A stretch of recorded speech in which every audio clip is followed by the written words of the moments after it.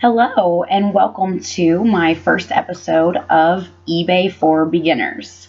I myself am a beginner on eBay, and my very first month on eBay, I'm also a health insurance agent, so I was selling health insurance at the end of open enrollment period here. And my first month, without even trying, less than 15 hours into it, and that included research and all, I made over $1,000. So I want to share what I've learned with you guys because it took me about 20 YouTube videos to watch to get all the information that I'm going to share with you here today in one YouTube video. So hopefully I can get some subscribers, get some feedback, and we can start having education courses monthly. So I want to try to keep this under 10 minutes today. So what I want to start with is eBay for Beginners. One of my favorite quotes that I've ever heard were that, the only difference between a successful person and an ordinary person is that the successful people are willing to do all those little things that the ordinary people aren't willing to do. So I'm going to teach you all those little things to get you started, and then you can take it to the next level. I'll share some more with you later, and we'll take it to the next level together. But getting started with eBay, setting up your account is the first thing. When you're setting up an eBay account, there's different ways that you can set up accounts. There are basic, you can just be a person that just posts stuff on eBay. If that's the case, you're going to pay higher fees, a lot higher fees. If you pay a little bit a month and become, a basic subscriber, get a membership, open a store type of thing, you're going to get more free insertions. You're going to get less final value fees, so you definitely want to read between the fees and pick the right type of company for you. If you do decide to set up a store, you don't pay for it that day, you pay for it at the end of the month. So you can get started, pay later, okay? You also need to set up your PayPal account, of course. You will have to attach that to a bank account or a credit card so they can pay you. And just follow the steps associated with that, and you'll get all that set up. It usually takes about a day. They have to deposit some money in your account. You have to go back on, say how much they deposited and whatnot to get your account set up. Once you have your eBay store set up and your PayPal account set up, now you're just going to go around your house and find stuff to sell. Mine started off with, I have twins. I have identical twin babies, and mine started off simply selling baby stuff that consignment stores were literally giving me $1.50 for my stuff. And I'm like, you know what? Let me try to sell stuff on eBay. And so stuff that I was getting 50 cents for, or that maybe I'm even paying only $1 for, I'm selling for $5 and $6 and $7. Baby shoes, baby clothes, my daughter's clothes, her shoes that she wore once or twice and never wore again. Remote controls. How many times have you switched cable companies and you still have the remote controls? These things are selling for $8 to $9 a piece on the internet.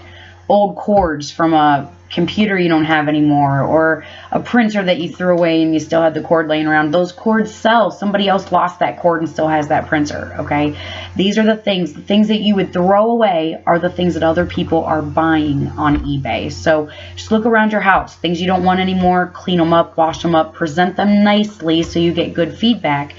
Throw them on eBay and see what happens. That's what I did. Within my first week, I had sold over $200 I had made in profits.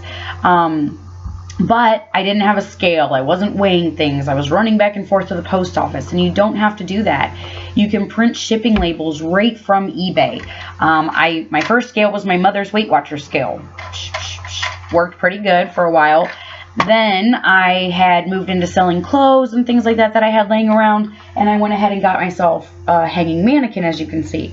I was an idiot. I didn't shop around. I thought I was getting the best deal online because everybody thinks everything's the best deal online, and I paid double what I found that same mannequin for at a store later on. So now I actually sell mannequins, and with selling bigger things, I needed a bigger scale. So for $8, I did get one of these online that was as cheap as I found. It opens up, it weighs, it's digital, it has pounds, ounces, the whole nine on it. So great scale to have. I love it.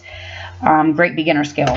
I had to get a roll of tape, and other than that, all of your shipping supplies, you can go right to the United States Post Office and you can order free flat rate envelopes and padded envelopes. A lot of my stuff I just send in these, just regular legal envelopes. You can get those for really cheap, online or offline. These are poly mailers. These are like legal envelopes that have padding already in them. You can get these.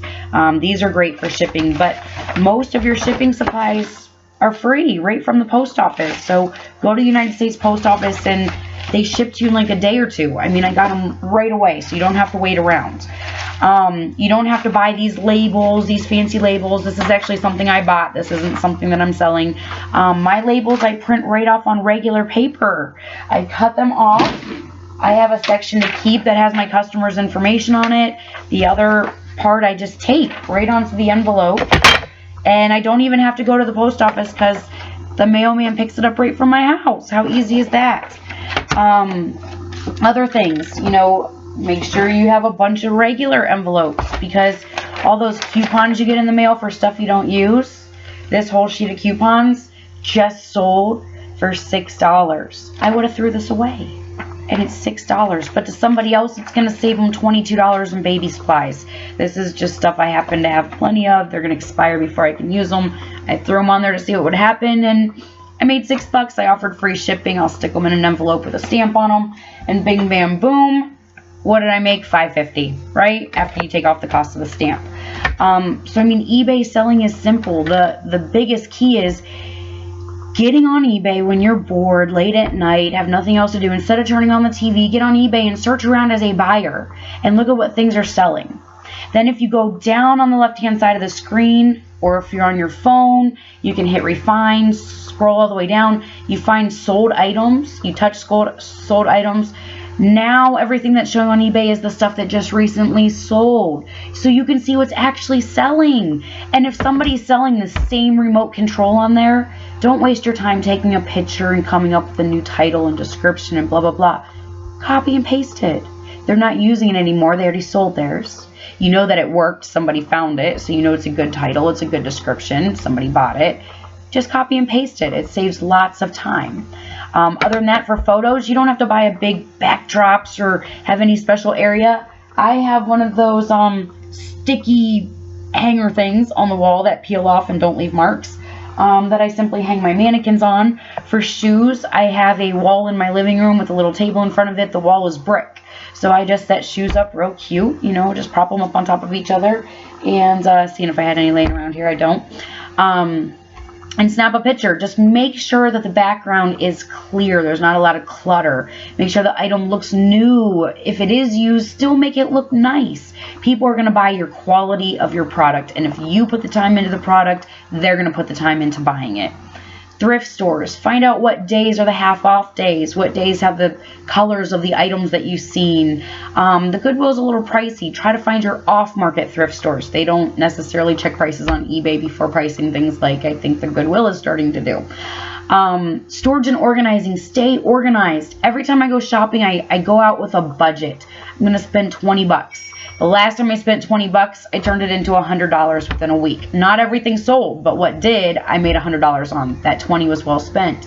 I keep those things in, as you see back here, the little purple tubs. I keep tubs. So every time I go shopping, I have a tub that I keep that stuff in. I label the front of the container with a piece of paper and a tape that says such and such date that I posted. So that way when something sells, I can go right to the tub of the date of the posting, find the item, and give it to them. Because at first, you won't have so much stuff that you're confused. But after a couple weeks, you're like, oh, when did I buy that? When did I post that? What box is it in? So just to save time, be organized. Everybody has a bunch of those laying around. If not, remember, the United States Post Office can send you a lot of boxes for free. You won't need all of them right away. You can use some of them for storage at first, okay?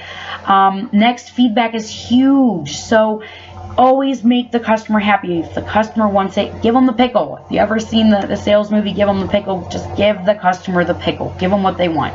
I allow returns within 14 days. A lady contacted me. She was a size 2. A dress I had for sale was a size 9. She thought maybe she could get it altered to fit. She really wanted the dress. She asked if I allow returns, which my site says that I do. Long story short, we split the return cost when she had to send it back because it didn't sell. So sometimes people will ask you for favors like that. That could have been a sale, though. She really liked that dress, and if it could have worked, which I'm not a seamstress to know if it would have or not, it could have been a great product. So it could have been a great sale. It was a $50 sale. Unfortunately, I had to refund it, so I did take that out of my profit that I told you, $1,000 in the first month. But these were dresses that I had from high school that I'll never wear again. I held on to because, well, that's what women do. And now I did end up selling it for $50 though, about 2 weeks later. So, but that didn't count in my first month. So basically, there's tons of ways to sell on eBay. You can sell Amazon products and have them free drop shipped right to eBay customers. Be careful doing that. I wouldn't do it in your first 90 days. I haven't actually started with that yet because you can get bad feedback for slow mailing. Ask people for help. If you know somebody that is already selling on eBay, just ask them. Ask Google. You can ask Google anything. Remember that little Google Talk thing that you have on your phone? Just talk to Google. It'll talk back to you. But most importantly, ask the world for help. And so today, as I share information with you, I'm also going to ask you for help.